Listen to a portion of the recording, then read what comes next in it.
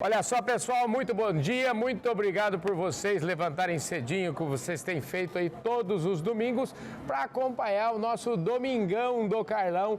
Olha, o Domingão do Carlão, vocês estão vendo aí, a gente está gravando aí no encontro de cooperativas lindo que teve aqui em Campinas. Provavelmente, possivelmente, é o Domingão do Carlão com o cara mais jovem que eu já fiz.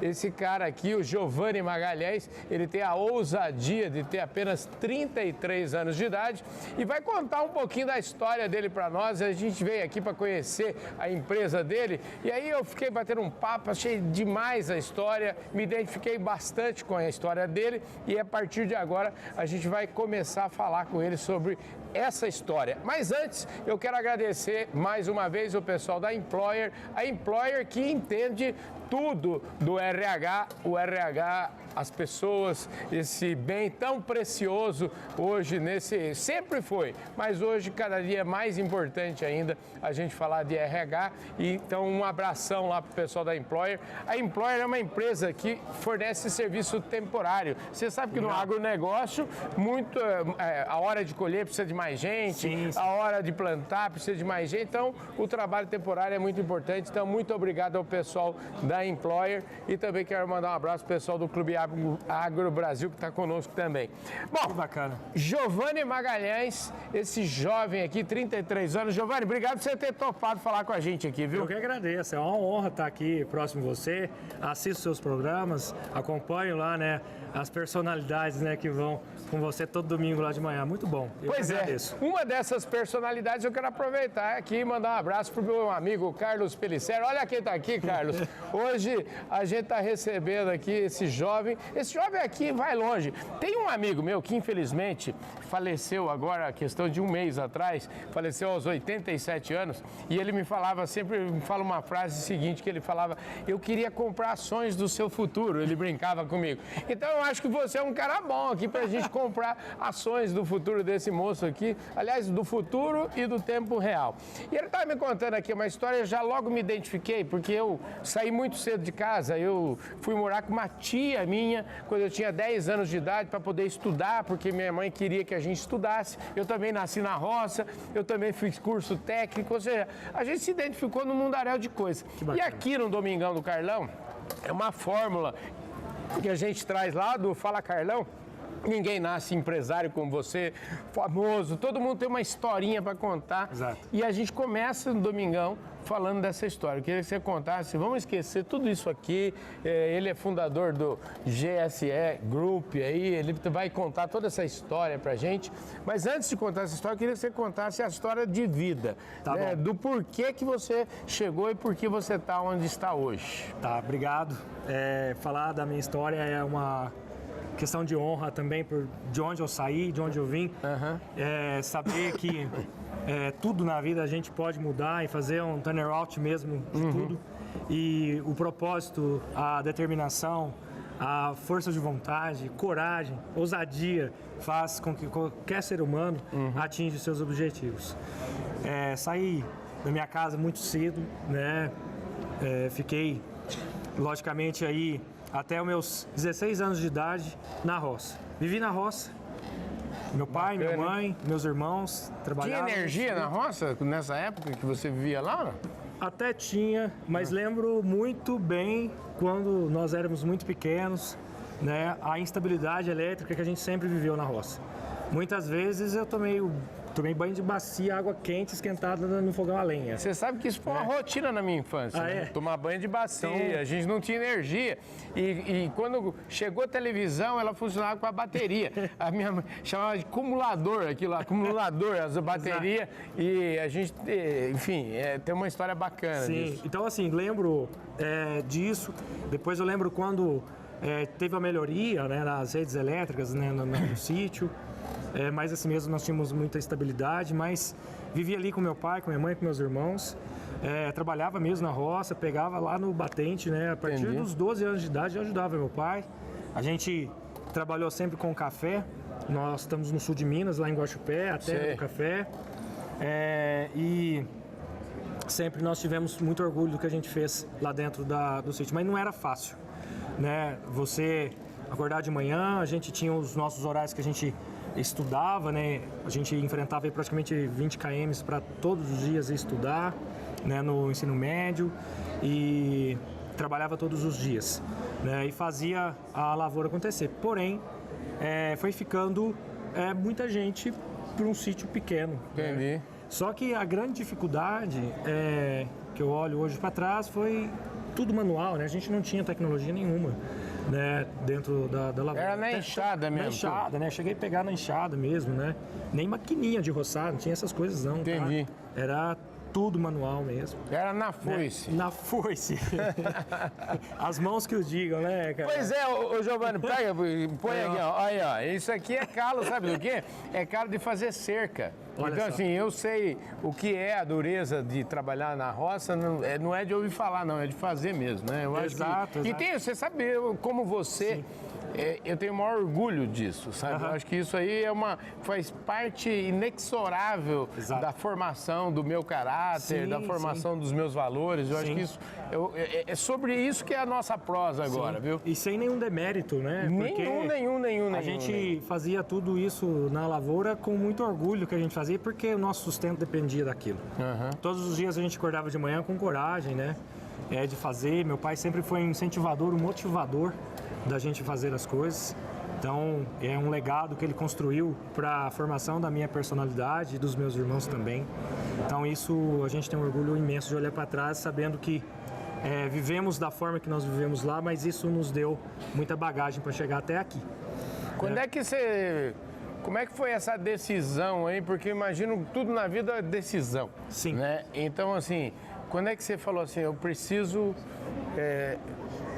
mudar essa situação? Ou seja, eu preciso, como a gente falou, sem nenhum demérito, aquilo te dava sustento, mas você já tinha uma visão de que com certeza deveria ter um jeito melhor de fazer. Sim. Eu sempre acreditei muito na tecnologia. Tudo que eu estudava, sempre fui um aluno aplicado em relação... E assim, a escola que eu frequentava, tudo que eu fazia. Então, sempre me dediquei bastante, mesmo com muita obediência mesmo, e dar valor, né, ao estudo. E eu comecei a olhar para a propriedade, todo esse manejo manual, tudo que a gente fazia. E eu coloquei um propósito para mim, falei assim, eu vou mudar a realidade da vida dos meus pais e do sítio. Eu quero mudar isso. Eu quero ajudar nessa mudança. E eu saí de casa com 16 anos, né? Eu lembro muito bem, né? Saí com uma mochila nas costas, 2 calças, 5 camisetas, uma escova de dente e uma pasta de dente pela metade. Mas isso me enche de muito orgulho, porque fui para também morar no fundo da casa de uma tia minha, me deu a oportunidade, eu tenho gratidão muito... Mas a gratidão é gigantesca para as pessoas que passaram pela minha vida e me ajudaram. E eu tive a oportunidade de começar um curso técnico. Não tinha um propósito real, não sabia o porquê. Realmente eu ia fazer um curso de elétrica, né, numa escola em Mococa.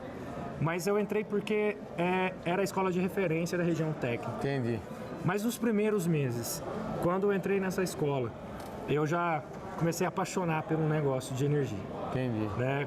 E entendia que a energia poderia mudar, de fato, a vida dos meus pais, que era o propósito. Eu queria sair para mudar aquela realidade que eu vivia naquele momento. Isso para mim é tão... me soa tão familiar, né? Porque eu me lembro, na casa do meu avô, a gente não tinha energia elétrica.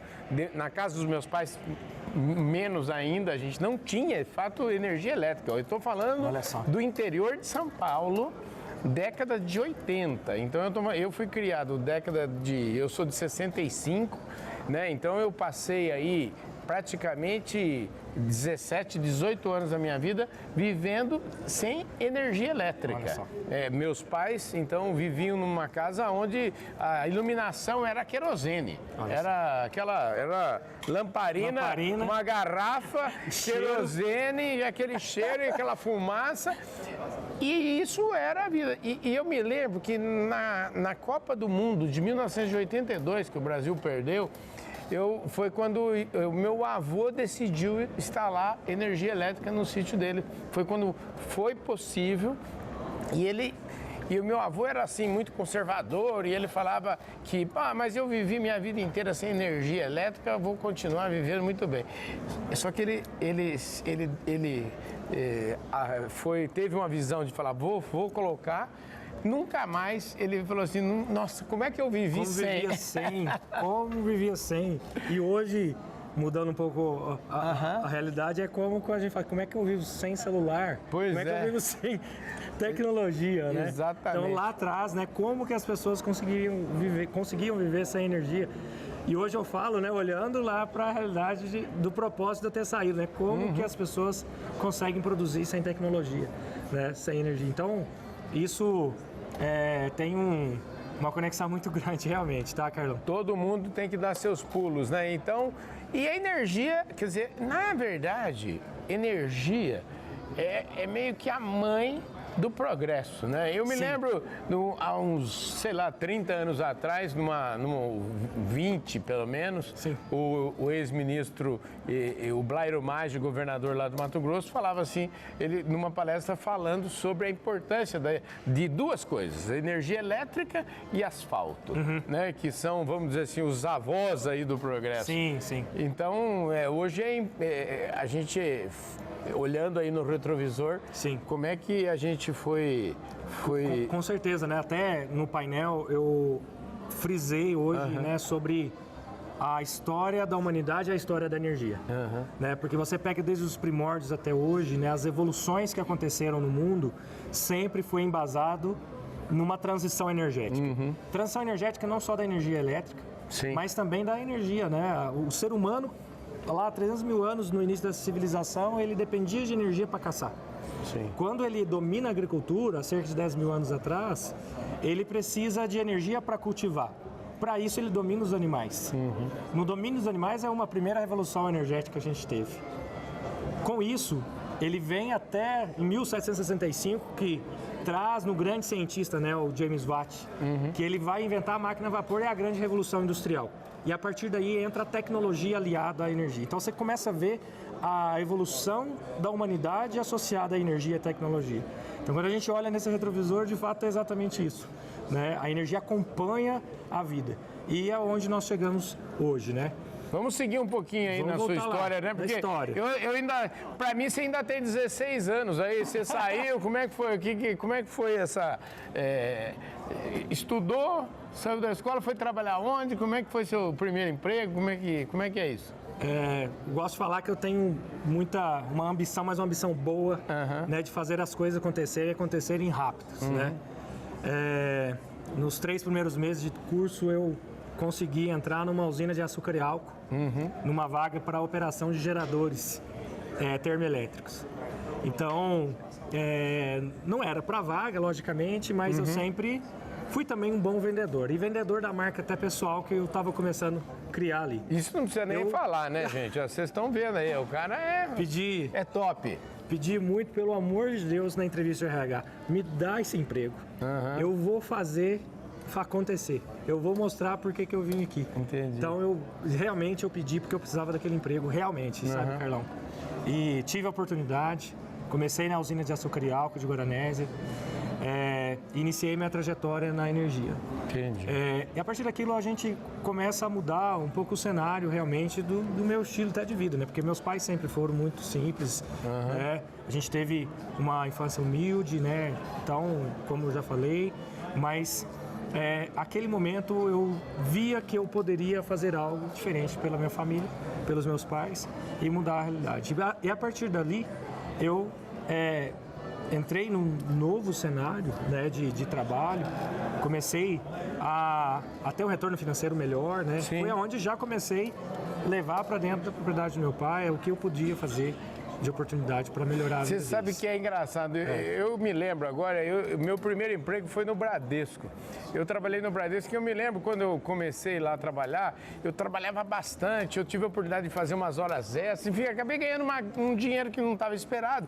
E a primeira coisa que eu fiz com o meu dinheiro foi instalar energia elétrica no sítio do meu pai. Olha só que muita coincidência aqui, né, gente? Então, a primeira coisa que eu fiz foi colocar energia elétrica lá no sítio de isso transformou realmente, tem um poder de transformar a vida de todo mundo, né? Exatamente. É um negócio fantástico. Exatamente. Você trabalhou quanto tempo na usina e daí você já foi para a cooperativa? Como é que é? Aí da usina eu tive uma oportunidade na Colchupé, a qual eu já amava muito, né, o modelo de cooperativa, né? Meu pai era cooperado. Entendi. Então, assim, desde pequeno a gente já via a cooperativa e eu tinha uma vontade imensa mesmo de estar trabalhando dentro dela. Eu tive uma oportunidade única, né, de entrar num momento que a cooperativa está no seu processo de expansão, principalmente das plantas de processamento, né, de café, onde eu tive a oportunidade de participar, porque já tinha terminado o curso de elétrica e entrei na automação industrial. Eu já tinha estado dentro do 6 meses a 8 meses aí de cursos de automação e a Colchupé abre essas portas e eu abraço de vez. Eu lembro que eu me candidatava, vai ter uma planta no lugar, eu quero ir. Vai ter, eu quero ir. Eu quero estar à frente. Então, assim, eu sempre fui muito proativo disso de estar à frente, porque era aprendizado para mim. Entendi. Então, eu associava o que eu estudava todo dia na escola e fazia dentro da prática no dia a dia. Entendi. E aquilo foi incorporando e eu fui entendendo o potencial da automação industrial que ela tinha na vida das empresas e das pessoas que se conectavam com ela. Então, assim, dentro da Colchupé eu aprendi muito, foi uma escola. Eu falo que a Colchupé é uma escola para todo mundo que está lá dentro. Dei muito valor no momento que eu estava lá, mas chegou no momento que eu precisei, de novo, fazer uma transição, porque era um momento também que eu estava começando a minha vida, né, o meu casamento. E você sabe muito bem, né? Sim. Até esse momento, logicamente, não tinha criado muita coisa, né? Sobrevivia ali, logicamente, para pagar a escola, para fazer, porque até aí sempre fui sozinho. Entendi. Né? E financiando tudo. E como é que foi a decisão de sair e por que você saiu da Colchupé? Boa, isso é muito bom falar, porque num período de férias do trabalho, alguém me indicou para o seu Claudeci, que é um cliente até hoje, ele é o cliente número 1 da empresa. Se a gente olhar lá dentro do portfólio de clientes, na nossa lista lá está o Claudeci como número 1. Entendi. O cadastro dele, né? Mesmo depois, a gente quis cadastrar o Claudeci como número 1 no sistema. E me indicaram para o Claudeci. E eu fui na propriedade dele entender o que ele precisava. Ele estava fazendo uma usina, né, de beneficiamento de café, lavagem, né, uma via úmida, uma via seca, né, que hoje a gente chama. Sim. E ele falou assim, tem esse trabalho, vou dar essa oportunidade aí para você. E fiz esse trabalho para ele no meu período de férias. E no final, ele falou para mim, cara, você tem noção do que você fez aqui na propriedade, nesse período que você trabalhou aqui? Eu falei assim, eu fiz o trabalho, né? Fiz o trabalho, é o que eu faço dentro da cooperativa praticamente, né? Em fazer painéis, fazer automação industrial e tal. Como o Moacir Franco me disse outro dia, eu fiz a minha obrigação, eu fiz uma obrigação, você me contratou para isso, né? Na verdade, eu nem sabia como fazer negócio até aquele momento, praticamente, porque eu fui nas minhas férias indicado. Entendi. Mas eu tive a oportunidade de fazer um bom trabalho dentro da propriedade, que hoje é o Ouro de Minas, né? Que é uma propriedade que eu tenho muito orgulho, né? Claudeci. Abraço, Claudeci, toda a família. É uma admiração demais para vocês sabem disso. E aquela fala dele me deu um start, porque ele me falou que já havia passado mais outras pessoas para fazer e realmente o que a gente conseguiu entregar para ele naquele intervalo realmente cumpriu com o que realmente ele precisava para garantir a safra de café dele. Então eu fui, me lancei naquilo e perguntei para ele, o senhor conhece mais pessoas que precisam disso? Né? Você acha que isso realmente consegue ser feito? Consegue multiplicar, escalar isso? Tipo, mas eu nem imaginava que a gente poderia crescer e escalar como a gente escalou, logicamente. Mas eu pedi 1 ou 2 ou mais, por quê? O que eu consegui fazer naqueles 15 dias, 20 dias, né, logicamente não, porque eu sou muito grato a tudo que eu fiz dentro da Colchupé, ganhava bem, mas só que aquilo foi importante para mim, principalmente no momento que eu estava de casamento. Entendi. E eu entendi que, assim, eu me dediquei, eu fui, eu fiz tudo mais, eu posso fazer um pouco mais, eu posso fazer para mais propriedades, eu posso replicar isso, eu posso trazer pessoas. Então, assim, naquele momento deu um start, sem experiência nenhuma de negócio. Entendi. Mas me deu um start. E eu voltei de férias e realmente eu voltei com uma decisão tomada. Então, assim... Vou montar a GM Soluções Elétricas. Número 1. Pois é. Só que a vida nossa é feita de risco. Riscos calculados, outros, muitas vezes a gente não tem um cálculo tão preciso. Mas eu tomei uma decisão e sabia do risco que eu estava correndo. Tomei uma decisão, comecei e pedi para que o Claudeci me ajudasse. Ele me ajudou muito, me indicou. E naquele start, eu pude entender que aquele pacote de coisas que eu fiz dentro da propriedade, se eu empacotasse aquilo e se eu mapeasse mais 1, 2, 3, 4 propriedades que tinham a mesma necessidade, eu poderia fazer 1, 2, 3, 4, eu poderia gerar recorrência. Entendi. Deu certo. Eu saí da Cochupé, fui fazer uma outra obra para o próprio Claudeci e depois eu entrei num grupo, né, RVM, e num momento que realmente sempre aliei o conhecimento, fazendo um parênteses, sempre aliei o conhecimento, estudar muito, né, estudar mercado, estudar economia. Então eu comecei a estudar e o Brasil entrando, né, numa grande dificuldade econômica, as empresas tendo que reduzir custo. Isso já é 2015. Então eu já comecei a enxergar como que as empresas vão buscar soluções para que elas consigam sobreviver. Vai ter que comprar a mesma solução, mas em conta. Entendi. Foi aonde eu montei meu discurso e fazer o seguinte: eu estou entregando soluções, da mesma que uma grande empresa também entrega. E para isso, eu da propriedade agrícola, eu comecei a bater nas portas de empresas, inclusive a própria Cochupé. Olha que legal. É sempre muito bom, né? A gente deixar portas abertas por onde a gente anda. Eu acho que isso é fundamental. Vocês que acompanham o nosso trabalho sabem aí que a gente hoje, enfim, faz muita coisa. Um dos nossos parceiros grandes aí é o Bradesco. Enfim, a gente tem que deixar na vida sempre portas abertas, né? Exatamente. A gente não pode fechar essas portas. A gente tem que sempre fazer uma trajetória, olhar para trás com muito orgulho e também com muita idoneidade. Né? A palavra que eu queria lembrar, porque as pessoas que conectam conosco uma vez, ela precisa voltar lá na frente. Sim, claro. Ela vai precisar da sua solução de novo. Como você está preparado para reatender? Como que você pode deixar as portas abertas para você fazer o seu negócio continuar, né? Ô, Giovanni, deixa eu te falar, a gente já tá... Esse programa aqui passa ligeirinho, a gente já tá quase aí chegando mais pro final aqui, e eu queria aproveitar, eu tô aqui com esse material dele aqui, o GSE Group, e eu queria que você falasse um pouquinho do que por que você chama de GSE grupo de empresas e de marcas que fornecem, eu imagino, vão além das soluções elétricas aí? Sim. Como é que é? O que você tem para oferecer? Como é que é o seu portfólio aí? Nós chegamos num momento crucial, né, fazendo essa evolução de vida. Fomos para grandes propriedades, Minas Gerais, São Paulo e outras além, né? Sempre unindo. Então, nesse momento, a gente já estava com gestão, com time, com governança também, com equipe, né, sendo trabalhada. Então, assim, a gente cresceu numa vibe de 200% a 300% por ano, né? Então, chegamos em 2017, compramos a empresa de energia solar, Hipersolar. 2019, compramos a Altabras, porque todas as vezes que a gente pegava um grande desafio, Carlão, eu nunca fui muito de horizontalizar o negócio. Eu verticalizei bastante a solução de energia.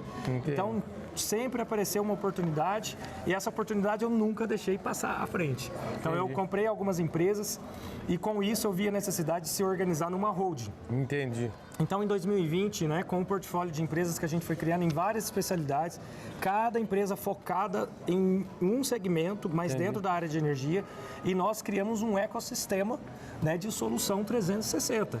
Da planta, que hoje a GSE ela é responsável pelo centro de engenharia interativo do grupo, onde nós projetamos as soluções de acordo com a necessidade de cada cliente, e cada empresa específica executa uma parte do projeto. Ou muitas vezes uma empresa faz aquele projeto sozinho. Então, assim, a GSE Group tem uma mensagem lá atrás, que ela não é explícita na marca, mas não é mais a GM Soluções, que foi a empresa número 1 de Giovanni Magalhães, mas hoje ela é a GSE de Global Solutions Energy. Porque nós acreditamos que o Brasil e o mundo pode comprar as nossas soluções. Entendi. Então, assim, é questão de tempo. Eu considero 10 anos de empresa um tempo muito pequeno, mas eu tenho certeza que o que nós estamos fazendo do ecossistema GSE é para ser perene, é para que a gente consiga, um dia, chegar no qualquer canto desse mundo. Porque a gente sabe que, da forma que nós estamos levando energia, da forma com que nós estamos montando essas soluções para produtores e empresas, para as cooperativas que hoje nós estamos aqui reunidos, nós podemos muito transformar essas pessoas. E nós estamos na era da transição energética. Sim. Sair da base do combustível fóssil e seus derivados para uma eletrificação total. Como a gente eletrifica o máximo de coisas possíveis, Carlão? Como que as propriedades daqui a pouco pode, além de energia solar, que hoje já não é novidade para ninguém, mas como a gente prepara essas propriedades para receber tratores elétricos, os drones que já é presente nas propriedades agrícolas, vai recarregar suas baterias nos seus hubs de carregamento nas lavouras, com base de energia sustentável. Como que a gente pode fazer esse ecossistema que nós criamos chegar nessas propriedades e a transição energética acontecer da base da agricultura até mesmo numa grande agroindústria. Então nós acreditamos muito nisso e nós estamos focados nisso, Carlão. Nós estamos com um propósito muito específico para isso. Então assim, tá aqui hoje é por paixão, primeiramente, pelo negócio, mas é por propósito de mudar as coisas. Nós queremos mudar. Deixa eu te falar, eu gosto muito de exemplos, né? E eu falei, mandei um abraço no começo aí pro Carlos Pellicer, e eu queria pegar o Pellicer, que é um sujeito pra lá de visionário, e queria... O que você fez pro Pellicer lá na fazenda dele? Me conte aí, pra gente... Nós estamos seguindo para encerrar aqui nosso trabalho, então eu queria encerrar contando esse case aí do Pellicer. Me conte. Primeiramente, o Carlos Pellicer, ele foi uma das pessoas na jornada, né? Que dentro da fazenda dele, foi uma das fazendas que a gente atendeu.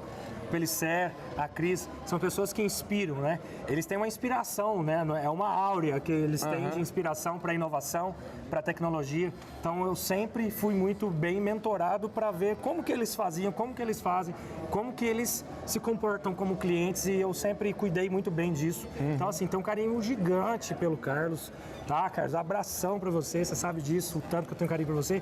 E nós fizemos nada mais nada menos que a maior garagem agrícola solar do Brasil. Olha só, gente, garagem agrícola solar do Brasil. Escuta, é para guardar os tratores? Como é que é a história? Vamos juntar os tratores, todas as máquinas, colheitadeira, oficina, tudo debaixo dessa garagem lá. São praticamente 7.500 metros quadrados de garagem, né, onde ele pode oferecer, além da manutenção, além do abrigo para esses tratores e máquinas, o cuidado, a manutenção preventiva e corretiva para todos esses maquinários. Lá ele está gerando energia, ele está com uma demanda 100% energética de uma usina solar. Nós estamos exatamente agora desenvolvendo um sistema de bateria para ele ir tirando o diesel, que ele tem um gerador a diesel hoje. Sim. E nós vamos fazer um movimento dele tirar para ser exemplo para todas as grandes fazendas do Brasil. Então, assim, é um movimento muito grande, né? E é por ele acreditar nisso que isso acontece, né? E a gente vê que isso não é só desejo, sonho lá na frente, não. Sim. Nós estamos vendo a economia real. Entendi. Economia mesmo. Então, isso está incentivando e a gente está conseguindo fechar a conta no fim do dia para que esse negócio cresça. Mas é lindo, o projeto é maravilhoso, vale a pena conhecer. Maravilha. Ô, Giovanni, eu me considero um privilegiado. Você sabe disso, né? Deus sempre coloca pessoas top de linha, da prateleira de cima, como eu gosto de falar, no meu caminho. E eu acho que aconteceu isso aqui hoje, né? Conversar com o Giovanni, conhecer, poder falar um pouquinho para vocês da importância de energia, né? Falar um pouco sobre esse papo, contar a história dele, enfim, poder mandar um abraço pro Pellicer, enfim, envolver tanta gente que nós falamos aqui, né? Exatamente. Cara, obrigado, viu? Demais. Adorei a sua conversa, adorei esse papo. A gente se coloca à sua disposição, nós estamos juntos aí, viu? Muito obrigado, eu agradeço muito, Carlão. Você sabe, uma pessoa que inspira também dentro do agronegócio. Também queria agradecer rapidamente, né, para a Coxo Pé, mandar um abraço para todos, seu Carlos Augusto, o Oswaldinho, que esteve aqui comigo hoje nessa palestra tão importante, e que nós estamos aqui para fazer a diferença na vida das pessoas. Maravilha, gente. É isso aí. O programa Domingão do Carlão, a gente vai ficando por aqui, com certeza. Eu vejo todos vocês domingo que vem. Só dá tempo de mandar um abraço pro pessoal da Employer pessoal da Employer que entende tudo de RH e está aqui no meu peito. Um abraço para todos vocês, muitíssimo obrigado pela audiência. A gente se vê domingo que vem, aqui mesmo, no nosso Domingão do Carlão. Valeu!